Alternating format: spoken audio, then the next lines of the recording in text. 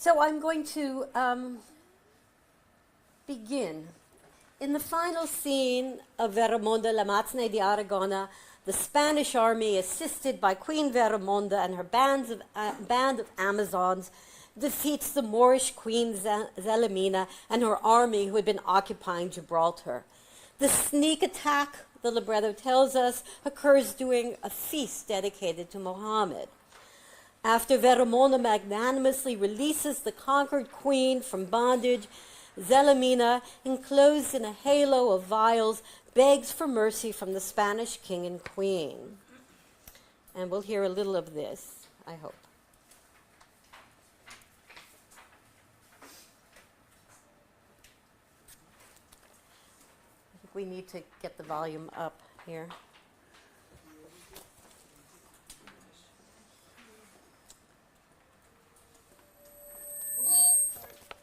To mute this? Sorry.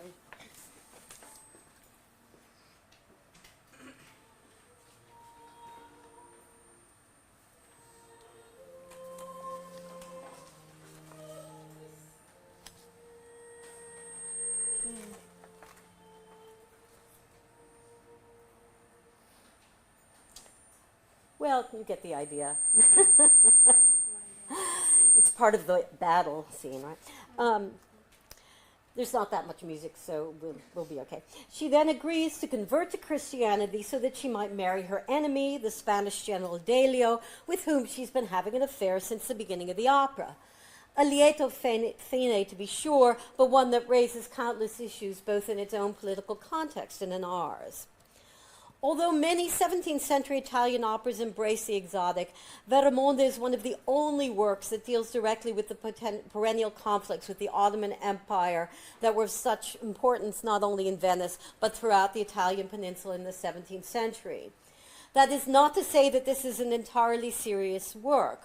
Like so many operas by Cavalli and other 17th century dramatists for that matter, it combines comic and tragic, serious and playful, and is rife with the gender ambiguity that is so central to the operas produced in Venice. How else can we make sense of the heroine, Veremonda, going off to war with her band of Amazons, while her husband, King Alfonso, loosely modeled on the 13th century Spanish King Alfonso X, stays at home to study astrology? The heroic status of General Delio also comes into question, since he chooses to make love to his enemy Zelimina rather than pursuing military goals, while also setting his sights on Veremonda to avenge a dishonor done to his mother. Indeed, the sensuality that permeates Veremonda, underscored by Cavalli's seemingly endless gift for lyricism, invokes the carnival sensibilities long associated with operas produced in the Venetian public theaters. But is this really a Venetian opera? The question of Veremonda's origins has been a vexing one for scholars. We have two printed librettos from 1652, one from Venice and the other from Naples, each presenting a somewhat different version of the opera. We also have firm documentation for Naples production in December of 1652, but we do not know for certain which of the two cities hosted the premiere. The librettos don't solve the mystery. The Venetian libretto most closely resembles the surviving score, but does not name the theater on the title page, as was the normal practice, as you can see here.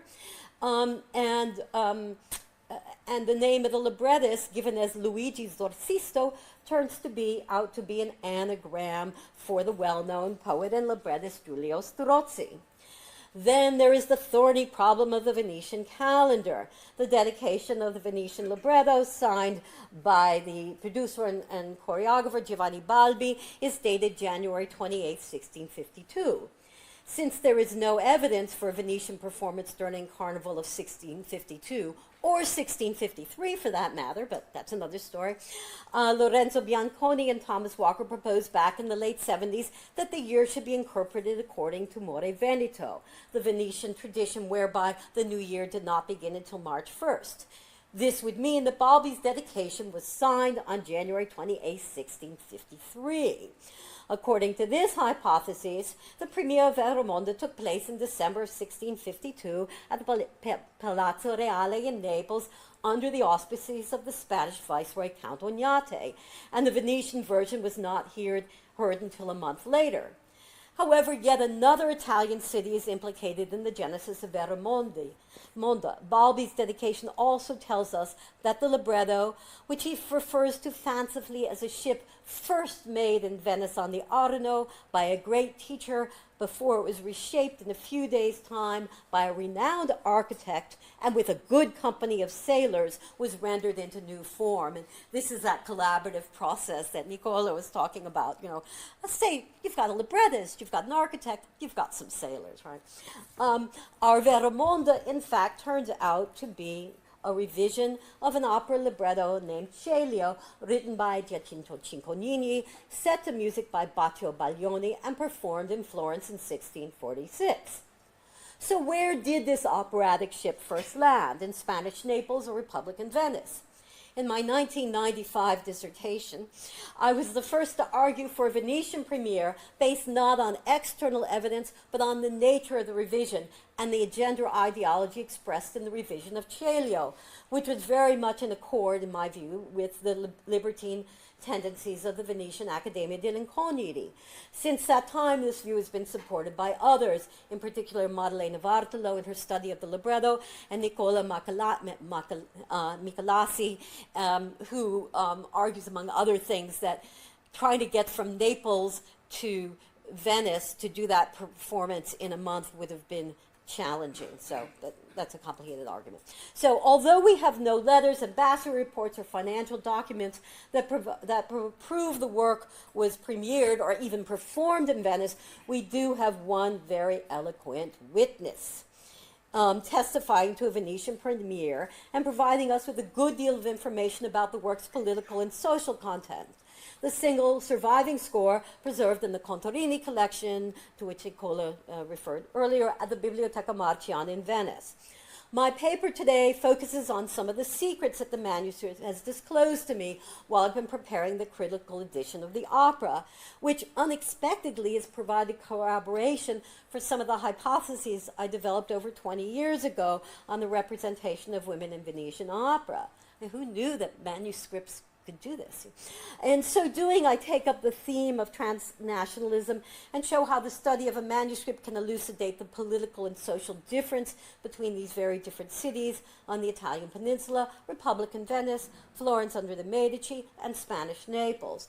I also hope to demonstrate how manuscript studies, which seem for so long to belong to the world of old musicology — I'm old enough so that I remember when new musicology was new, but never mind — can not only illuminate issues about compositional process or revisions in the context of production, but also help us address core questions about the meaning a work might have had for its creators or audience.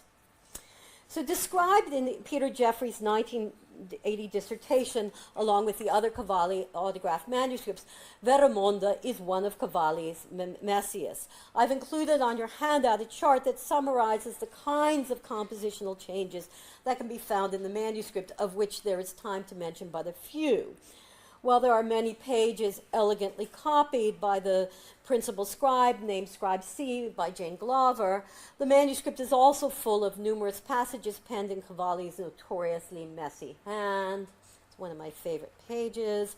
But what is particularly interesting are the numerous crossouts, paste-overs, and leaves that are sewn in or pasted in, and erasures that reveal the layers that both predate and post-date the printing of the Venetian libretto, as well as changes made while the Venice libretto was in press, necessitating the addition of an appendix. Here is an instance in which blank paper covers over a passage included in the Venice libretto but omitted from Naples. There's very little evidence that Naples could have come first. I mean, just know that as we go along. In fact, there really isn't any, but we can go on. There are sections crossed out for which there is no evidence in the Venice libretto, some of which can be reconstructed. In this case, it can. This is a marvelous scene when Veremonda is getting her band of Amazons together, and her general is talking about how women are really more brave than men, and it gets crossed out. And then sections like this that really can't be reconstructed. There are passages that show evidence of numerous local changes of pitch and text underlay, such as this page from Act 3. Some markings, such as the red crayon invoked in the title of my paper, seem to be indications for the copyist to include something from a separate sheet, as indicated on the preceding page where Cavalli has written Aria sulla carta at the bottom there. There are also pages in which the paste-over seems to have fallen off, leaving us with a version of the poetry that is similar to, but predates the one in the Venetian libretto, and obviously never makes it to Naples.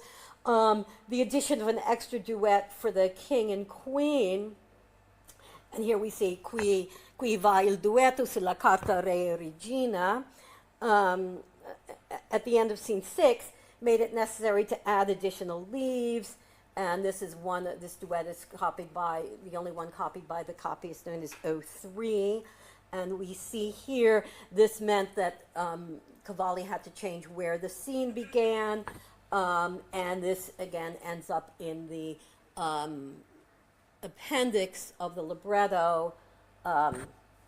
And we also, there's even one page in the manuscript, only one, copied by Cavalli's wife Maria, who was so involved in the copying of Poppaea. She died in September of 1652. Thus, we know that much of the first two acts was worked out before her death. Now, it should be emphasized that there is no version of the text in any of the early layers subsequently cut that makes it into the Naples libretto, with one small exception having to do with an acoustic problem I will mention briefly at the end of the papers. The Naples version borrows only from the top layer of the Venice manuscript. So far, so good. The evidence for the manuscript points to the primacy of a Venetian version. But what I'd like to focus on today are several examples from the earliest layers of the manuscript when the version of the libretto printed in Venice was not yet stabilized, and much of the opera's political and social content was in flux. To understand this, we must briefly consider the plot of the source libretto, Celio, Cicognini's first opera libretto, and the sequel to his prose play, Don Gostone. In the play, the Spanish king Pietro is attempted to violate Don Gostone's wife, Violante. The opera deals with the consequences of this for the next generation. Violante's son, Celio, is incited by vengeance and fury and rebellion and love to seek vengeance on behalf of his mother and attempt a similar attack on Isabella, the wife of King Pietro's son, Giacomo.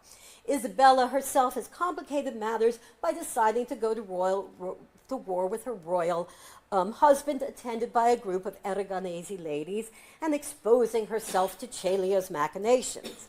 The work is thus preoccupied with the various complications involving Celio's attempted seduction of Isabella, his treasonous relationship with the enemy queen, and the inevitable conflict that this causes in his relationships with his father and the king.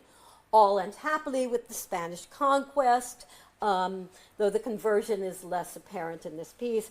Celio's regret, the underlying themes are not obscure: love of father, country, the west winds, honor is restored, and so on.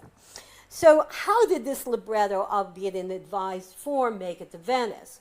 We might presume that when Cicognini left Florence for Venice in 1649, and the two began their collaboration on Gesone, that he would have brought with him his first opera libretto, and perhaps even the score, the score which is extant to Celio, and perhaps they even planned a production with Cavalli, intending it to go to Naples with Balbi. But the death of Cicognini in 1649 would put an end to such plans, and it may well be at that time that Cicognini's friend, the veteran librettist and member of the Venetian Accademia degli Incogniti, Giulio Strozzi, stepped into the breach as described in the Argomento. It's also possible in the Ivanovich, which Nicola mentioned as well, the librettist and historian and incogniti matter Maiolino Bisaccione is also credited with working on this libretto.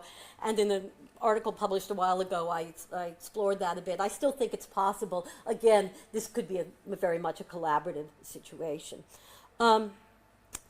Regardless, it is the nature of the reworking that is particularly interesting. As apparent from the comparative chart I've given you on the handout, Strozzi and his collaborators not only changed the names of the characters, but they attached detailed descriptions of the characters that made their various virtues and vices explicit. And you rarely see this kind of detailed description of the characters as you do in this libretto. And in fact, in Venice, this substitutes for the argomento, and the argomento is only added at the end of the libretto, whereas in the Naples libretto, it's all in the proper order. So I think the assumption was, if you understand these characters, you're going to get the plot of the opera, and then in the argomento, at the end, it says, for those of you who have read and having heard it still do not understand it. In other words, there was a performance. Here's an argomento. Okay, but we see here Isabella becomes Veremonda, who takes a team of Amazons, not waiting ladies, to the war. Her husband now becomes Alfonso, the astrologer, who prefers to stay at home, and so on. What is particularly interesting, however, is the extent to which the manuscript shows the challenges of transforming one opera into the other on both a textual and musical level. This extraordinarily messy passage, for instance, at the beginning of Act 1, C2, from which I've been able to construct 3 different versions. This is under the paste over, and that's on top of it. That's the pasted over part. Was inspired by the desire to add 4 lines, a humorous reference to astrology for the servant Zerifo that sort of sets us up for the astrologer. You can see here as well that the name of the character Zerifo was once Girifo, and there's even a mistake here from Celio. The part that's crossed out is the text exactly as it appears in Celio, so we see Cavalli crossing that out and then fixing it to match the new version. While the first 4 scenes of Veremonda are in fact quite similar in terms of plot, basic structure to Celio, it was with the entrance of the astrologer king in Act 1, Scene 5 that provided the first major challenge. For somehow Cicconini's heroic King Giacomo, ready to go to war and conquer the enemy Muslims, had to be transformed into the melancholy astrologer inspired by King Alfonso X. Again, we must begin with the text to understand it. In this instance, Strozzi and his collaborators chose to retain a 10-line excerpt from the center of the parallel scene from Celio in green, in which the king speaks powerfully about the audaciousness of the Moorish queen. But in this instance, the expression of power comes only after an aria, which would have been entirely unsuitable for Giacomo, in which the king complains about the burden of ruling. And let's, I don't know what will happen. We'll try to hear it. Or we won't.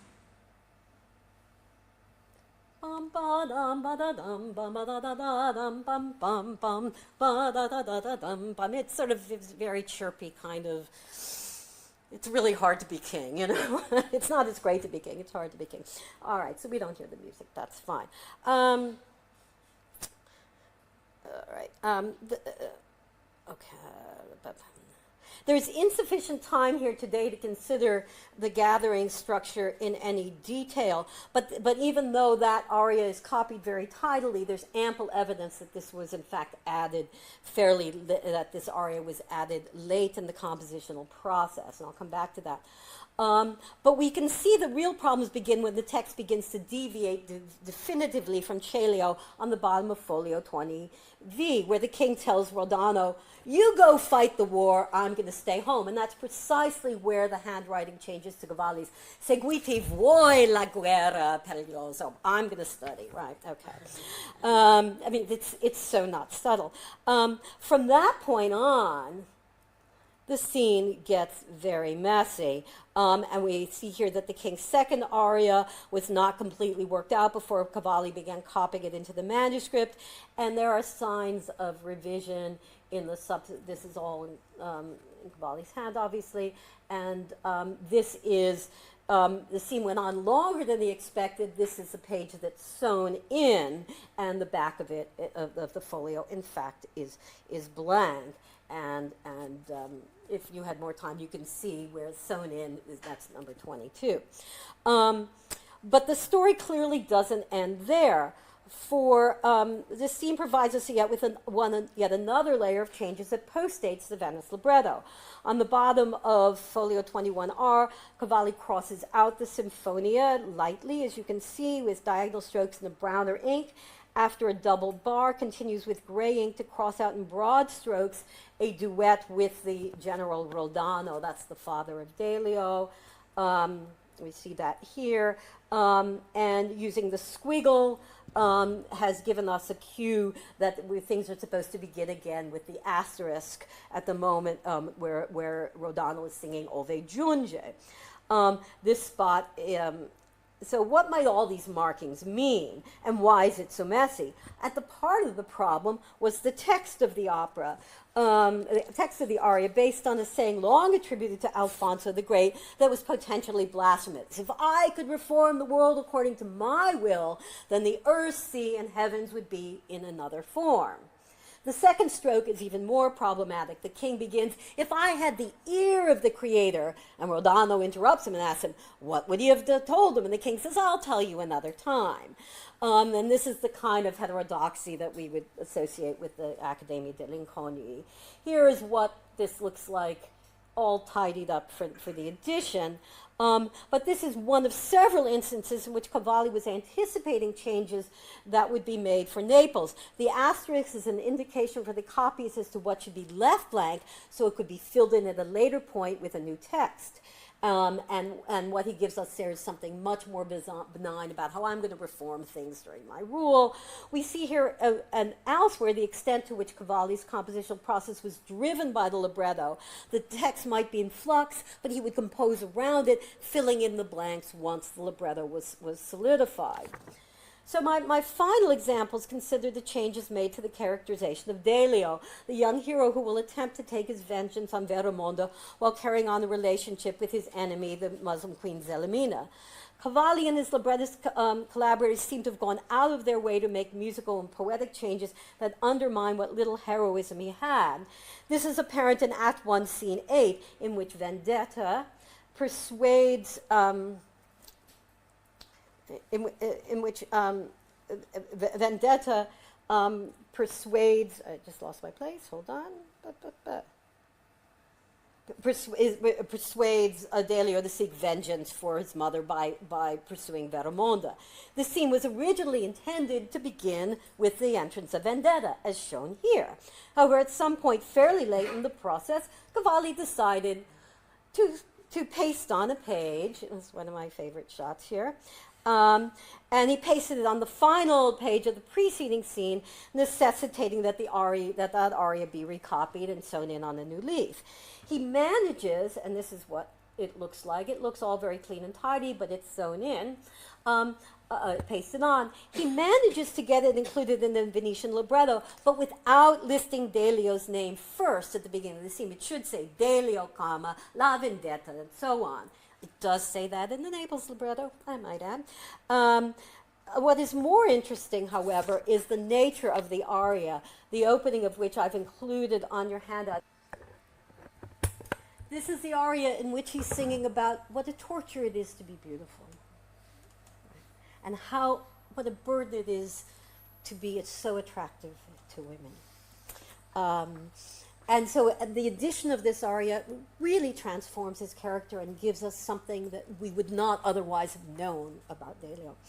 So my final example is from Act 2, Scene 5, one of the most provocative scenes in the opera, and one in which the version in Veremonda is modeled quite closely on the one in Celio.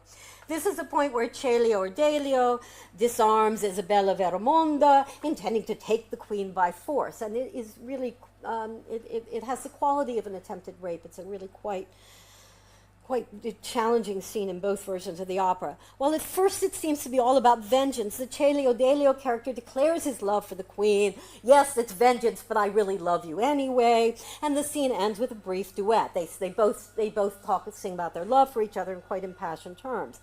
In Veremonda, it ends with this brief duet, which I've given you the text of on the left side. Celio sarà tu la mia regina, sarà Celio oggi mio re. I mean, she's ready to dump her husband, the king, and, get together with Celio. But what is particularly interesting in Veremonda, the same text is borrowed. However, each of the two have asides that show their insincerity. Sarà Celio oggi mio re, sarà ben disseno privo, se ne tu la mia, etc. So you've got these marvelous asides. I won't bother trying to play this, but suffice it to say, this is a paste over, and what is under the paste over is the original version of this duet without the caustic asides. So he takes the text, he does it, and so if we look at this, this is the top is the reconstruction of the duet without the asides, what's under the paste overs as a conventional love duet, and then we see here da da da da da da da da da, you know, this sort of caustic aside. This means that at some fairly advanced point in the compositional process, Cavalli and his librettist collaborators decided that they wanted to complicate the two protagonists and heighten the ambiguity about their mutual desire and the power struggle between them. The Venetian Veremonda, unlike Isabella, is not deceived by the machinations of this unreliable lover. Does she really desire him? Is it all for the sake of the war? We never really learn the truth about Veremonda, for in the end she will return to her husband, who, hearing of his wife's dalliance with Delio, finally rouses himself, throws away the telescope, goes off to war, and helps to defeat the Muslim army. So what we have seen today is but a tiny sample of the many examples of secrets buried in these subterranean layers of the manuscript of Veremonda La Matinée di Aragona. There are others, to be sure, many addressing practical concerns, including one, yeah, that shows you where the paste over is. Oh, we're not going to listen to that. Okay, fine. Including one set of changes that seems to have been in response to an acoustic problem. We have perché per la lontananza delle fortezze di calpe delle mine in Zaire non potevano essere intese, si fan, and so on. So what happened is they're on top of a fort. They couldn't be heard. Cavalli wrote a passage that was actually higher, we can't see that now, but higher than usual, attempting to solve it. Both of the characters are singing in such a high tessitura in that moment that the woman singing, the nurse in Schwesigen, said to me, what happened in that role? And I said, I know why it's high. They couldn't hear you because you were on top of the fort, and there are acoustic experiments they've done in Drottningholm really show that you just can't be heard if you're up on something high in mid-stage. So he rewrites that 3 times and then provides us with the material in the appendix, resolving an acoustic problem that had to have developed during the rehearsal process. Indeed, this is only one piece of evidence that would point to the Venetian performance. But what is particularly apparent is the care that went into the composing of the opera and the altering of the original libretto. For Cavalli and his collaborators, opera composition was a dynamic, multi-layered process, driven by the text, in which there was enormous care devoted to subtleties of characterization, to specific word choices, to political and social ideology, and to crafting musical ideas that would best serve the poetry. As an editor, I've loved recuperating the beautiful music and creating order out of relative disorder, and attempting, of course, to untangle the musicological mysteries. But what is most challenging about Veremonda is the religious and political perspective that Cavalli and his collaborators so carefully wrought. Regardless of the ironic tone and the heterodox implications, this is a work that celebrates the triumph of West over East, of Christianity over Islam, in which Venice's imperial ambitions, anxieties, and frustrations are laid bare in a way that makes the opera dangerous to perform today. In closing, we might just look briefly compare the 2 recent modern productions mentioned earlier. The fairy tale fantasy from Spoleto in 2015, which eliminated all mention of Muhammad and Islam and embraced the fantasy of the exotic, or the more disturbing and grim performance from Schwetzingen last year that fully explored the sexual and religious violence of the opera. As in the 17th century, Veremonda is no less challenging today, but she is well worth our efforts.